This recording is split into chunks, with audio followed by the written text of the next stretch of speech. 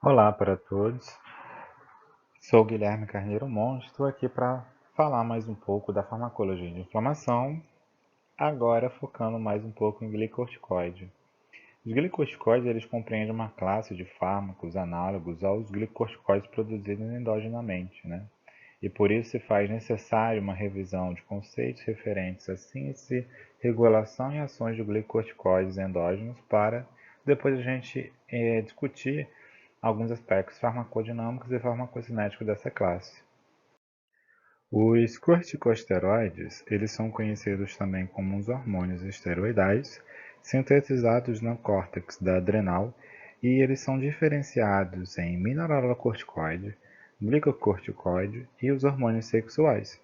O cortisol ele vai preparar o nosso organismo para as atividades diárias e também o corticoide é conhecido como o hormônio da vigília e ou do estresse. Várias são as ações do cortisol no nosso organismo. Muitas ainda não são completamente compreendidas, sendo as principais a da regulação da homeostase, regulação da eletrolítica e a regulação do metabolismo intermediário. Na regulação da homeostase faz com que haja um equilíbrio dos fluidos corporais.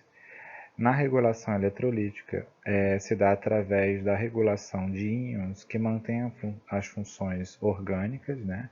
E a regulação do metabolismo intermediário, sendo uma das principais funções energéticos do nosso organismo, com ações, por exemplo, da insulina e ações contrárias à insulina, no caso o glucagon, através do metabolismo de carboidratos, proteínas e lipídios em seus monômeros energéticos, no caso aminoácidos, açúcares e ácidos graxos, preparando o nosso organismo para as atividades diárias, como o simples fato de se levantar, estudar e trabalhar ao mesmo tempo.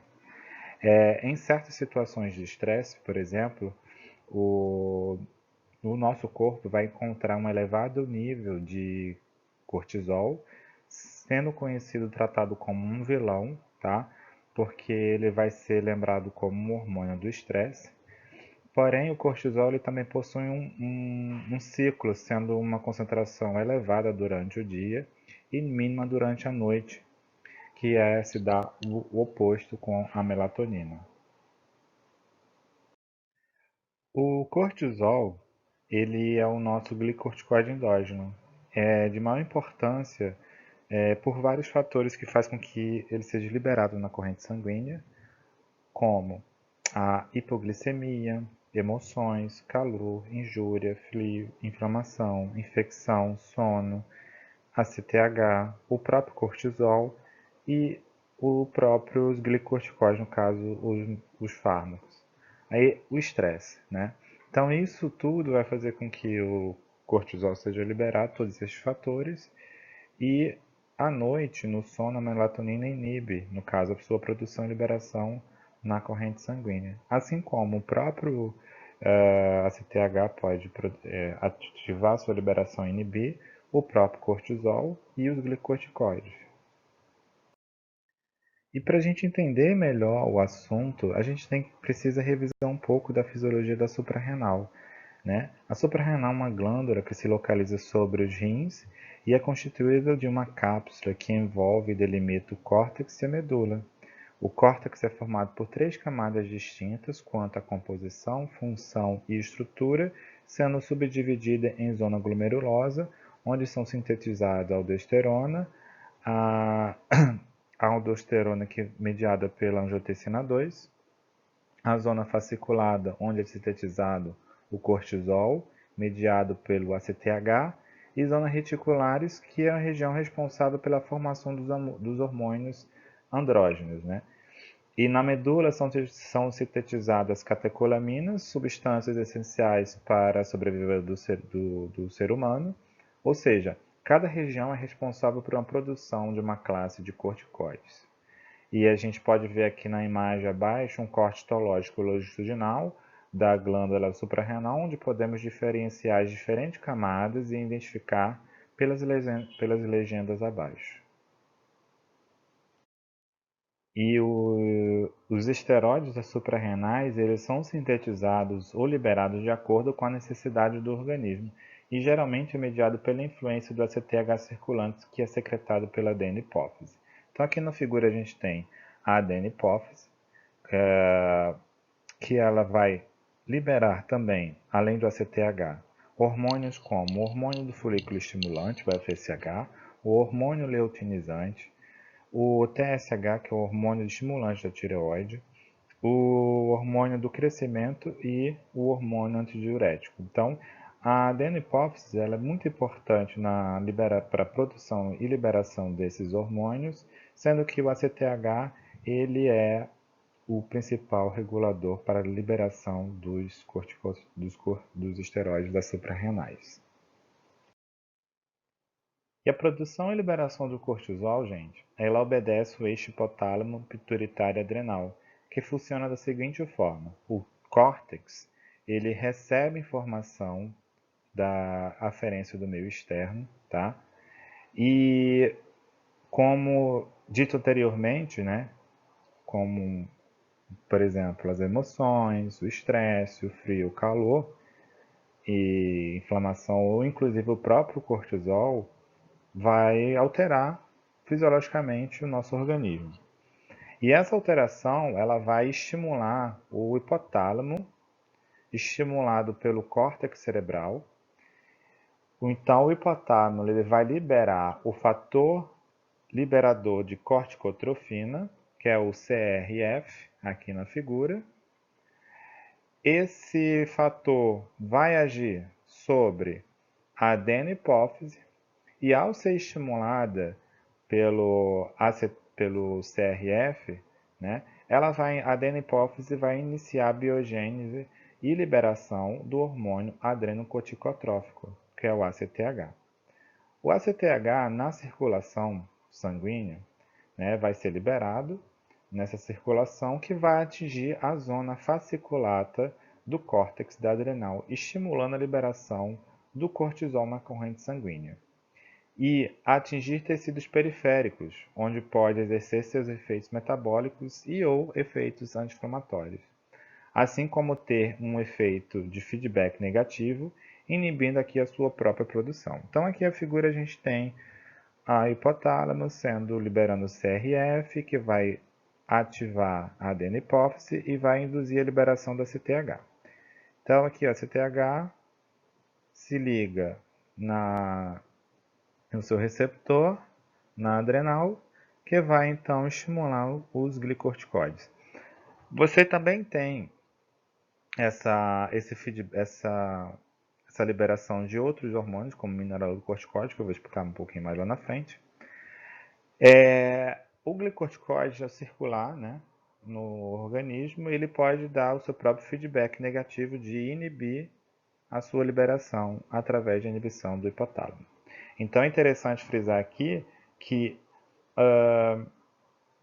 o glicorticoide endógeno ele pode, né, fazer o seu feedback negativo para diminuir a liberação do glicorticoide. A gente também tem os glicorticoides exógenos, no caso dos fármacos, aqui um exemplo da prednisolona, que pode também fazer essa alteração, esse feedback negativo aqui no hipotálamo.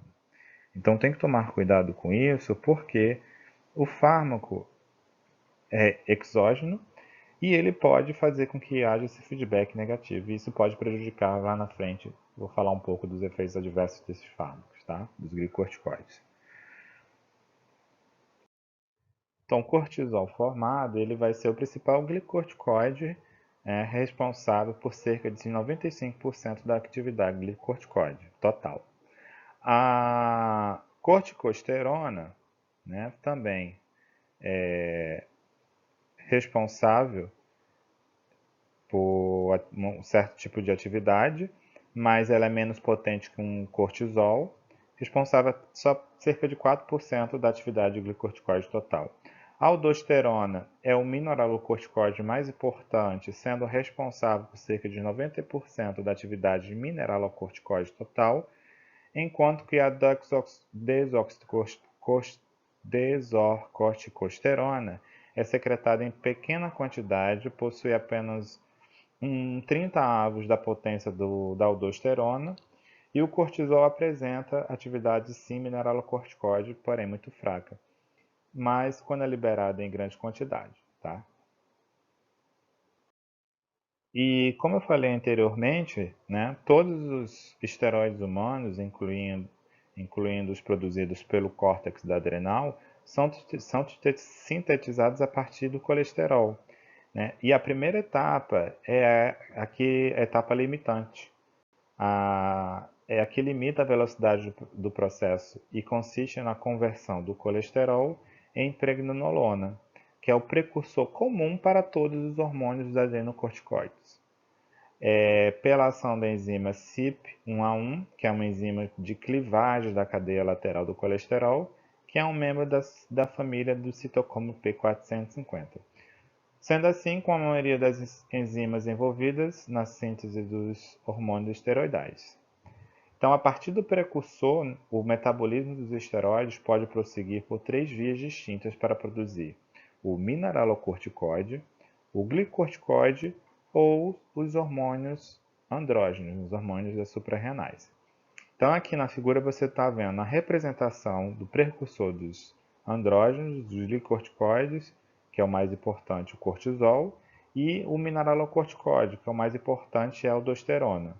E a produção de hormônios específicos em cada uma dessas zonas, né, que eu já falei, do córtex, será dependente da expressão da enzima de tecido específico. No caso, por exemplo, das CYPs, que participam da síntese do cortisol, e precursor também de andrógenos, que está presente na zona fasciculada e reticulada. E aí a gente pergunta, de onde vem o cortisol, né? Como eu já falei anteriormente, sua molécula é precursora do colesterol, que é a gente, quimicamente falando do colesterol, é o ciclopentanoperidofenantreno, que é a unidade básica do colesterol. O colesterol ele pode ser obtido por duas vias distintas, né? Uma endógena através da via da 3-hidroximetilglutaril-CoA, a MG-CoA, e também pode ser obtido através da alimentação, cerca de 30% da alimentação e 70% endogenamente. Aqui é que a gente encontra, né, a estrutura química dos corticosteroides. Está destacada aqui as estruturas de alguns corticoides endógenos, como a hidrocortisona, aldosterona e prednisolona, e alguns sintéticos utilizados na clínica, como a dexametasona e a betametasona. Todos eles com o núcleo ciclopentanoperidofenantreno. Bom, e o mecanismo de ação dos glicocorticoides é que, por eles serem moléculas lipossolúveis, eles vão se difundir, né, através da membrana celular e se liga no seu receptor citoplasmático. E por eles serem moléculas derivadas do colesterol, elas são capazes de atravessar livremente a membrana plasmática. Então, aqui a gente tem o receptor de colesterol na sua forma inativa, que quando se liga ao glicocorticoide, ele se torna então ativo. Uma vez o glicocorticoide ligado no seu receptor, vai formar um dímero, que esse receptor forma esse complexo ativado, e após isso, vão se deslocar em direção ao núcleo.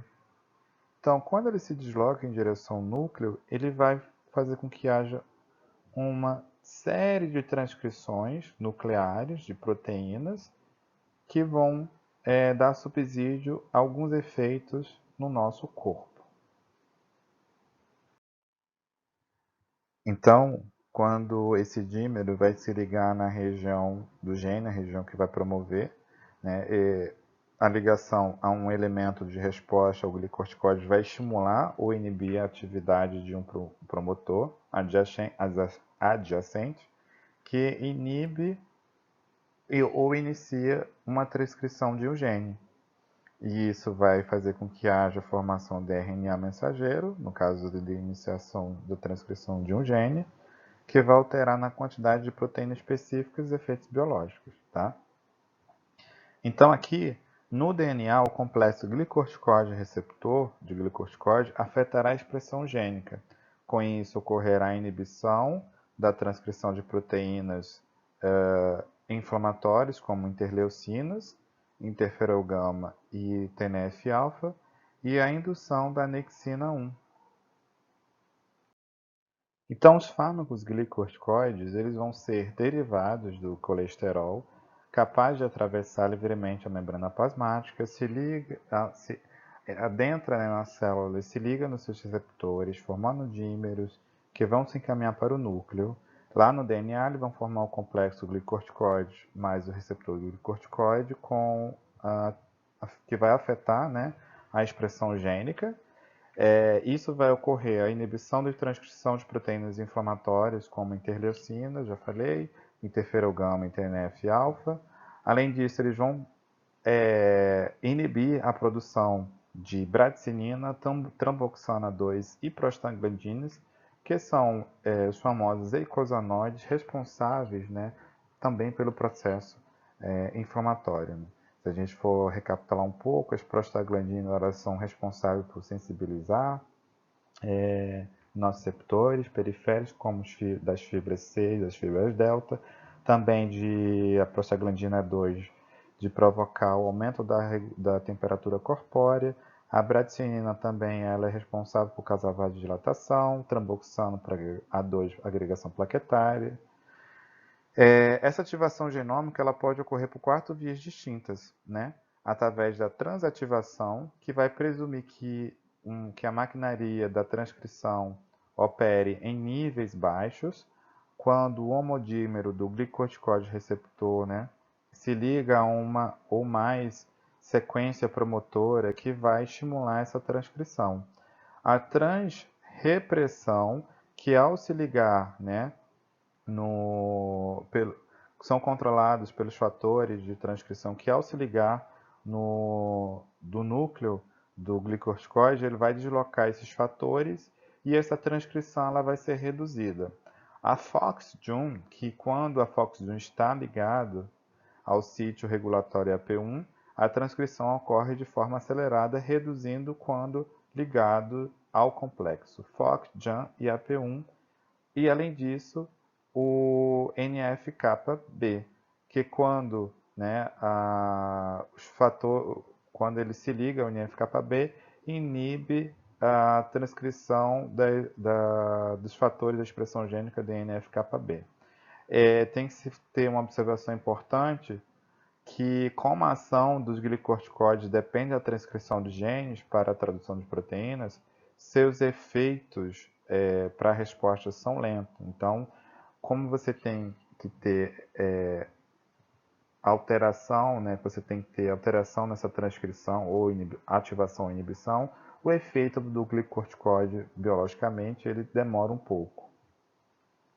Alguns dos genes alvos, como a COX, né, a ciclooxigenase, ela pode ser inibida pelo glicorticoide, assim como o aparecimento da anexina 1 vai inibir a fosfolipase A2.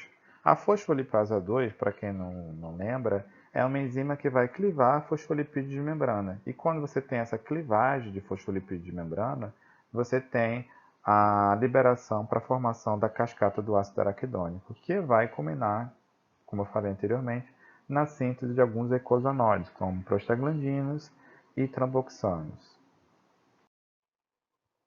Dentre os diversos efeitos dos glicorticoides, um dos mais evidenciados é o efeito anti-inflamatório. O glicorticoide ele pode ativar o IKB, que inibe o fator NF-κB. Esse fator NF-κB ele é responsável, né, pela transcrição de citocinas, receptores de citocinas, proteínas quimiotáticas e ou moléculas de adesão. Dentre alguns tipos de proteína, ela é responsável também, a NF-κB, pela síntese da COX-2. A COX-2, lembrando que é uma enzima que vai converter o ácido araquidônico em alguns mediadores inflamatórios como as prostaglandinas. O complexo glicorticoide e receptor glicorticoide também pode inibir diretamente o NF-κB, a partir daí pelo mesmo mecanismo, tá? O glicorticoide eles podem induzir a expressão da anexina 1, que inibe a ação da fosfolipase E2, que converte fosfolipídios de membrana em ácido araquidônico, substrato para a COX-1 e 2. Outro mecanismo de ação dos glicorticoides é a transcrição da MAP quinase fosfatase, que vai inativar a MAP quinase, que é responsável pela ativação da fosfolipase A2. A MAP quinase fosfatase também inibe a JAN terminal quinase, que ativa o fator JAN-FOS, que é responsável pela transcrição de mediadores inflamatórios. Também pode inibir diretamente o fator JAN-FOS, além disso, desencadear uma série de fatores relacionados, inibir uma série de fatores relacionados com a inflamação.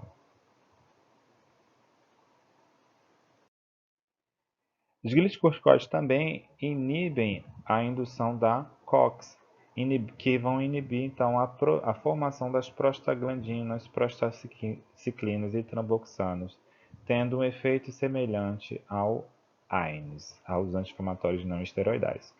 Os glicocorticoides também induzem a expressão da anexina, que é responsável pela inativação da fosfolipase A2, ela é responsável, a fosfolipase A2, pela hidrólise de fosfolipídios de membrana em ácido araquidônico, que serve de substrato para COX, e também para outras vias, como a lipoxigenase, para a formação dos leucotrienos, lipoxinas e o 12-HTE. A fosfolipase A2 também é responsável pela PAF, um importante mediador do tônus vascular, aumentando a permeabilidade, vasodilatação e também broncoconstricção.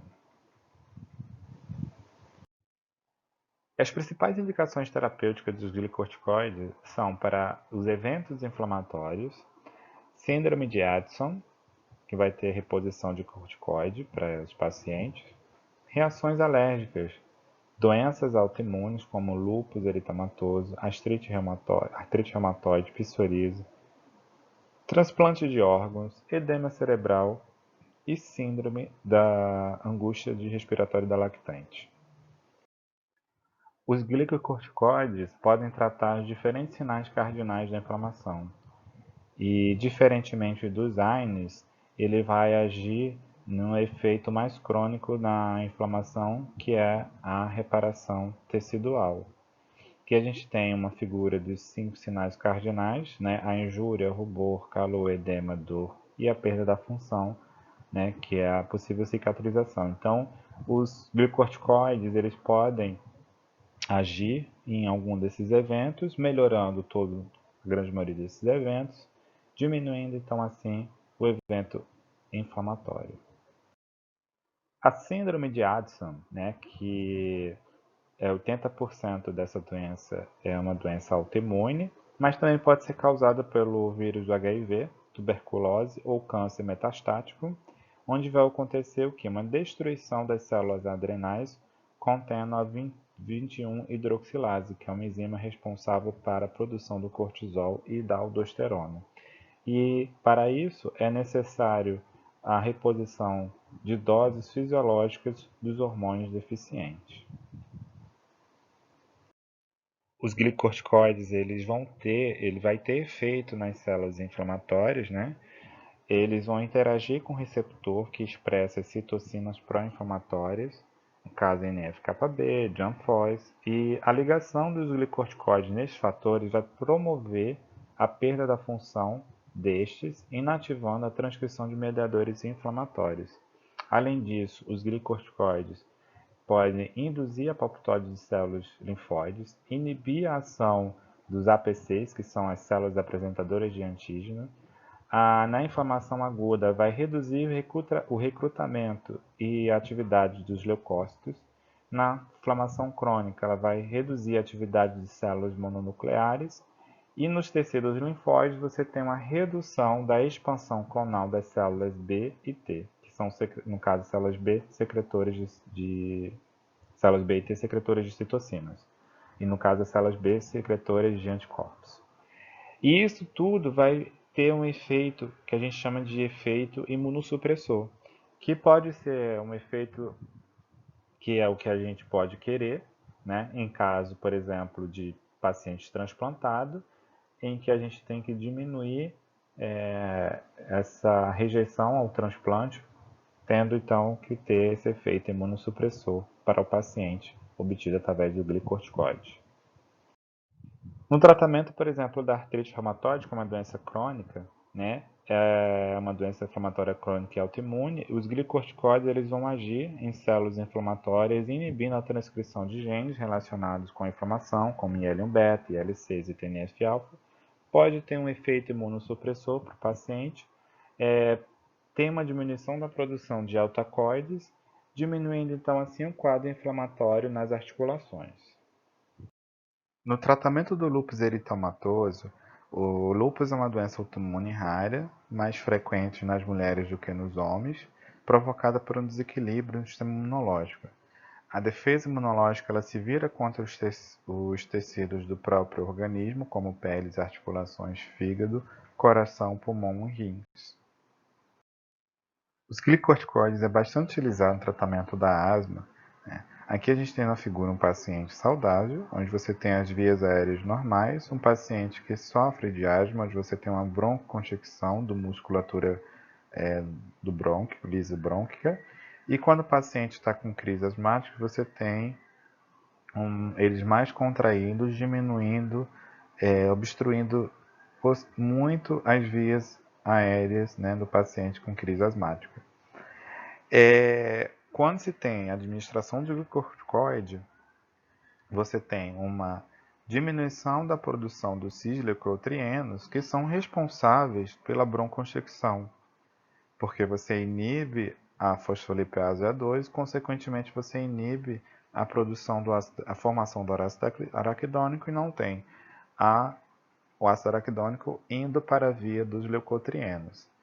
Além disso, você diminui os receptores beta-adrenérgicos, que são os responsáveis também para promover o relaxamento do musculatura lisa dos brônquios, né? Principalmente receptores beta-2.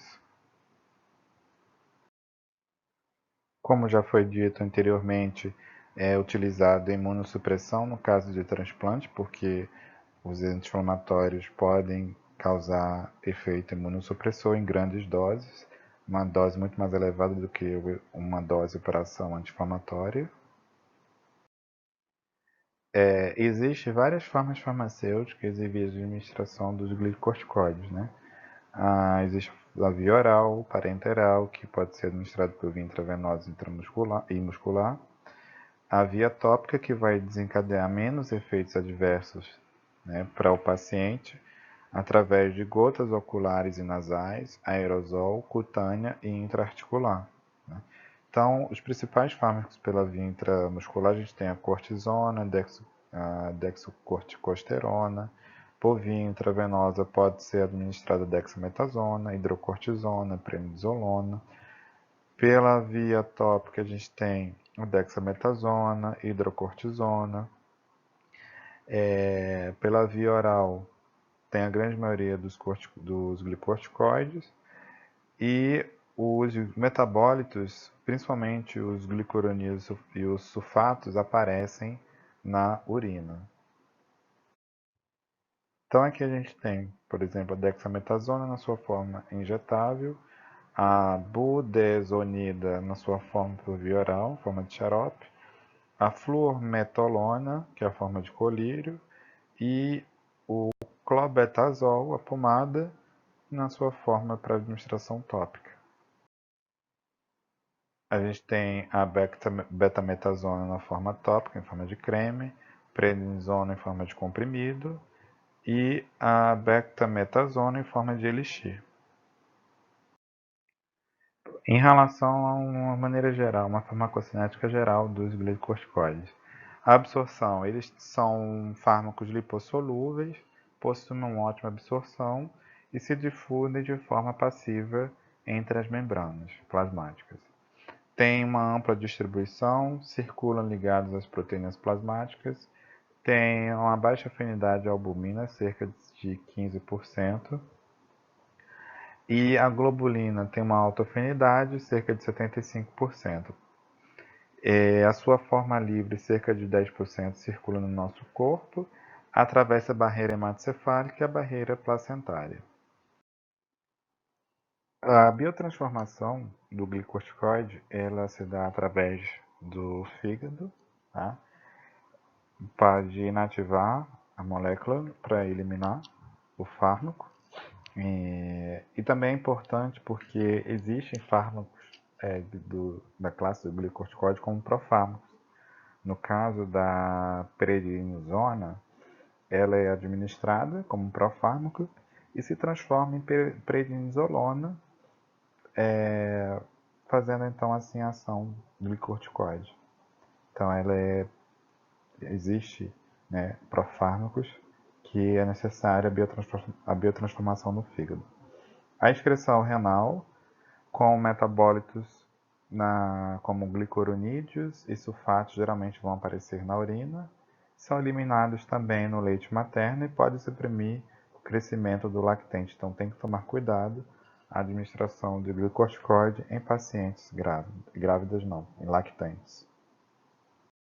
E o início da terapia do glicorticoide é iniciar somente se existirem evidências clínicas de relevância terapêutica, utilizar somente frente à falência de outras terapias específicas e o objetivo terapêutico específico. Utilizar critérios de respostas objetivos específicos e administrar uma dose necessária por um tempo suficiente para atingir a resposta terapêutica desejada, evitando então assim os efeitos adversos.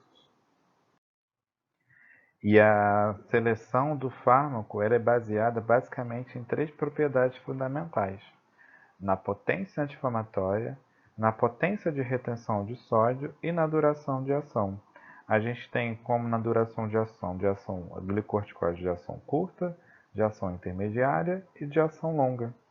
Então aqui, por exemplo, pegando o exemplo aqui o fármaco que tem assim, uma potência maior, a dexametasona e a betametasona, né? A betametasona, além de ela ser bastante potente, ela tem quase nenhum efeito mineralocorticoide, que é a potência de retenção de sódio, e também tem uma ação bastante longa e uma dose muito equivalente curta.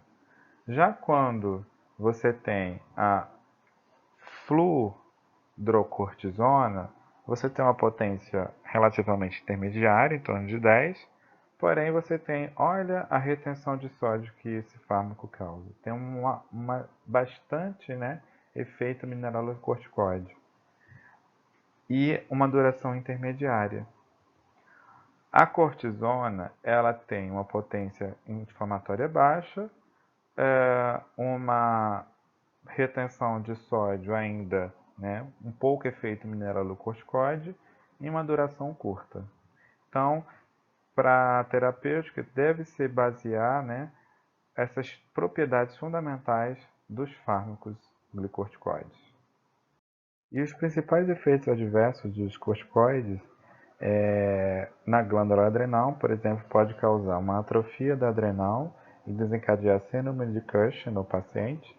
No sistema cardiovascular, promover dislipidemia, hipertensão, trombose, arteriosclerose, vasculite.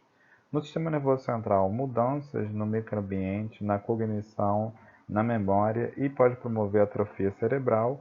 No sistema trato gastrointestinal, azia, gastrite, úlcera, sangramento, pancreatite. No sistema do músculo esquelético, pode promover necrose óssea, uma atrofia muscular, promover osteoporose, o retardamento do crescimento longitudinal ósseo. Nos olhos, pode desencadear glaucoma e catarata. Nos rins, o aumento da retenção do sódio, o aumento da excreção do potássio. E no sistema reprodutor, o hipogonadismo e o retardamento do crescimento fetal. Pode promover efeito no metabolismo intermediário, como a redução da captura e da utilização da glicose, um aumento da proteólise, o aumento da glicogênese, o aumento do armazenamento da glicose e do glicogênio, o aumento do metabolismo lipídico e o aumento dos ácidos graxos livres. E tudo isso pode desenvolver o que a gente chama de hiperglicemia, né? Então tem que tomar cuidado porque o glicorticoide ele tem bastante efeito adverso em relação ao metabolismo intermediário. O efeito no metabolismo do cálcio é visível quando tem um uso crônico, né? Você se tem um aumento da ação dos osteoclastos, que são células que vão degradar a matriz óssea, diminui a ação dos osteoblastos, que são células do osso que vão promover a síntese da matriz óssea, diminui a absorção intestinal do cálcio, aumenta a excreção renal do cálcio, diminuição do cálcio plasmático e o aumento do paratormônio, né? Que tudo isso vai culminar numa osteoporose. Então você vai ter um desequilíbrio no balanço entre a ação dos osteoblastos e dos osteoclastos, promovendo então a osteoporose no paciente. E um dos efeitos adversos dos glicocorticoides é a síndrome de Cush. O que é a síndrome de Cush? É o resultado da exposição excessiva dos glicorticoides. A causa é a administração prolongada de glicorticoide, né? A sintomatologia: o paciente vai apresentar braços e pernas finas, uma atrofia muscular, uma má redistribuição da gordura corporal, o aumento da gordura abdominal, uma hipertensão pela secreção de catecolaminas, a equimose e cicatrização deficiente de feridas, e tem que tomar cuidado para que não chegue a esse ponto. E essa síndrome ela é revertida com uma diminuição gradativa do fármaco para o paciente e não se pode parar abruptamente o fármaco para que não se tenha, né, que a gente vai falar mais na frente dos efeitos adversos, mas não pode ser feita a retirada abruptamente porque lembrando que quando você tem a administração de glicorticoide exógeno, você não tem a produção endógena, né? Porque o glicorticoide exógeno ele vai fazer o feedback negativo, ele vai fazer a função do glicorticoide endógeno, que não está no circulante. Então, quando faz a interrupção abrupta, você causa um efeito adverso para o paciente, porque você não tem o glicorticoide endógeno circulante. E como eu falei anteriormente, não se pode fazer a interrupção abrupta do glicorticoide, pois senão vai causar a síndrome da retirada, que foi relatado por Aratuda em 1960, que dose suprafisiológica do glicorticoide suprime, né, o glicorticoide, suprime o eixo hipotálamo da adeno-hipófise, o organismo deixa de produzir o ACTH, que essa supressão é percebida entre 1 e 3 semanas, e a característica é de letargia, anorexia, náusea, mialgia, cefaleia e perda de peso, assim como febre, descamação e manchas na pele vistas na síndrome de Addison. O esquema de retirada ela tem que ser gradativamente, que é feito o desmame.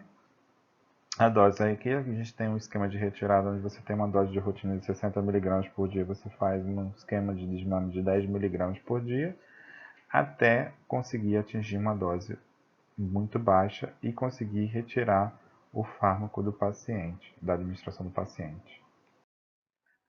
Os glicorticoides eles são contraindicados em pacientes que já apresentam úlceras pépticas, devido que ele pode, né, desencadear o processo ulceroso, hipertensão grave, porque ele vai promover mais ainda a gravidade dessa comorbidade, no caso da hipertensão, infecções oportunistas, porque pode diminuir, ele pode, dependendo da dose, pode ter efeito imunossupressor e fazer com que essas infecções oportunistas apareçam, diabetes mellitus, devido a mexer no metabolismo do carboidrato, né?